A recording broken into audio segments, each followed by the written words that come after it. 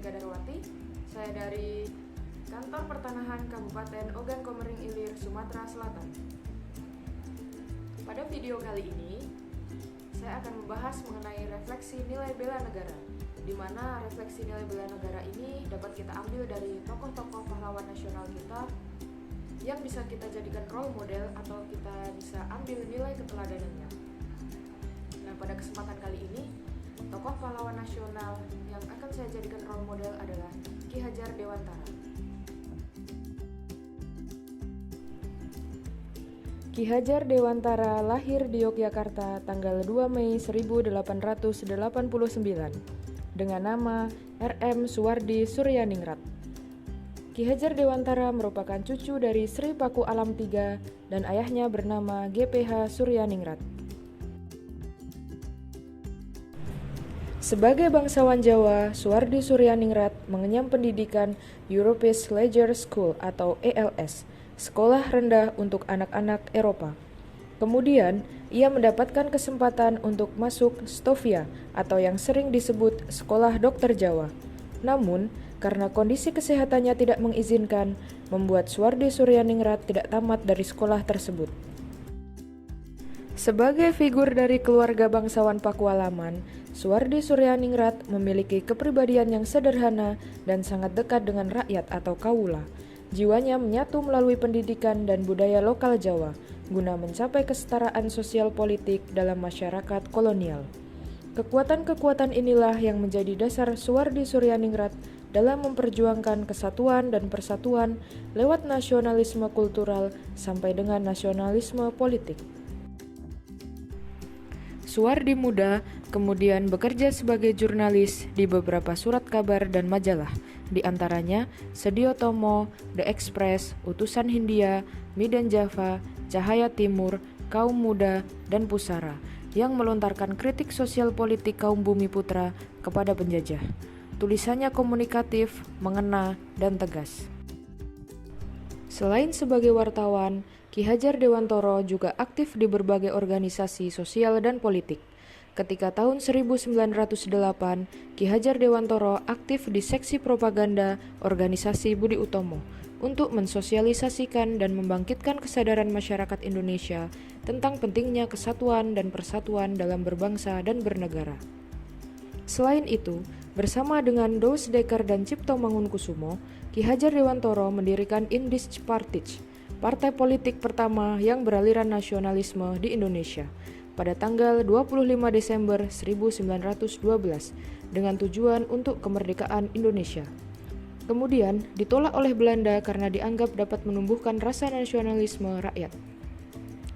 Setelah pendaftaran status Badan Hukum Indische Partij ditolak, Ki Hajar Dewantara ikut membentuk Komite Bumiputra pada November 1913.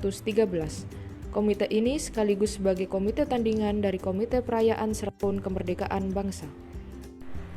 Pada waktu itu, Ki Hajar Dewantara termasuk penulis terkenal. Tulisannya yang tajam dan patriotik membuatnya mampu membangkitkan semangat anti-kolonial bagi pembacanya. Salah satu tulisannya yang terkenal adalah Seandainya Aku Seorang Belanda. Tulisan tersebut berisi kritik kepada pemerintah Belanda yang bermaksud merayakan 100 tahun bebasnya negeri Belanda dari penjajahan Prancis dengan menarik uang dari rakyat jajahannya untuk membiayai pesta perayaan tersebut.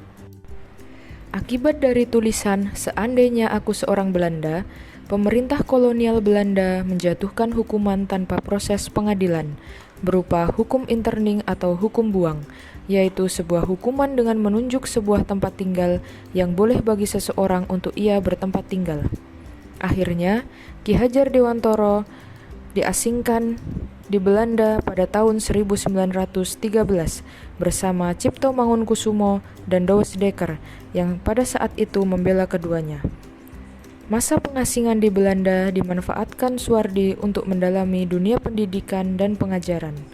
Selama itu pula, jiwa patriotisme dan cita-citanya memajukan bangsa Indonesia melalui pendidikan mulai terasah dan berkembang.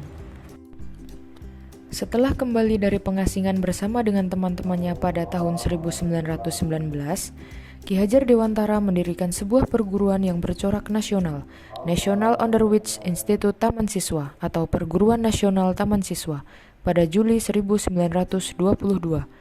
Taman Siswa merupakan lembaga pendidikan yang memberikan kesempatan bagi para pribumi kelas bawah untuk bisa memperoleh hak pendidikan seperti halnya para priayi maupun orang-orang Belanda. Perguruan ini mengubah metode pengajaran kolonial, yaitu dari sistem pendidikan perintah dan sanksi, ke pendidikan pamong yang sangat menekankan pendidikan mengenai pentingnya rasa kebangsaan kepada peserta didik, agar mereka mencintai bangsa dan tanah air dan berjuang untuk memperoleh kemerdekaan. Ki Hajar Dewantara juga menciptakan 3 buah semboyan yang sampai saat ini masih digunakan di dunia pendidikan. 3 semboyan tersebut adalah Ing Ngarso Sung Tulodo, Ing Madya Mangunkarso, Tutwuri Handayani, yang berarti di depan memberi contoh, di tengah memberi semangat, dan di belakang memberi dorongan.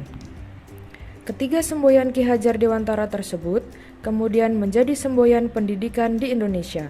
Bahkan, bagian dari semboyan ciptaannya, yaitu Tutwuri Handayani, menjadi bagian dari logo Kementerian Pendidikan dan Kebudayaan.